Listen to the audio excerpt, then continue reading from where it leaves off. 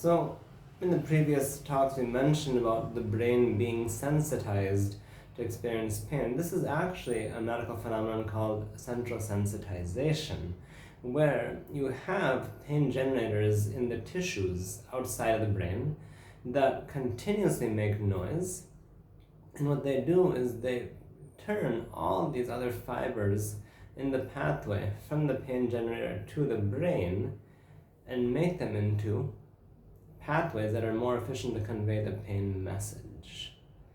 So it's almost as though, in an example, imagine you have a murderer in a town. You know there's a murderer in town, but you don't know who it is. So everybody wants to find out, so everybody becomes on alert. Anytime they see someone who could be mysterious and making problems, they report. They could be reporting a new visitor, they could be reporting someone who returned after 50 years, you don't know. But everything is sensitized to find out who the murderer is, or in this case, the brain is sensitized to find out where the pain is coming from. The problem is the pain generators come from within the body. The other part of the problem is those pain generators can be from within muscles, they can be from the skin, they can be in the tissues that hold the skin to the muscles, the fascia planes.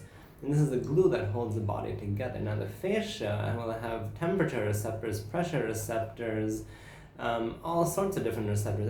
Any kind of receptor, if you stimulate it too fast or too much intensity, it can report a pain signal. So if a person is already sensitized, they're anxious that they might get a pain, and then they put too much pressure on their tissues through this anxiety, that can overstimulate too fast and make a pain signal. And then this becomes a vicious circle where it keeps on driving itself. But central sensitization is the basic mechanism for what makes fibromyalgia happen, and we have very good treatments for treating it. Just they're not the standard things that we look into. And the medications to an effect block the pathways, but they don't treat the actual pathway from the beginning to the end.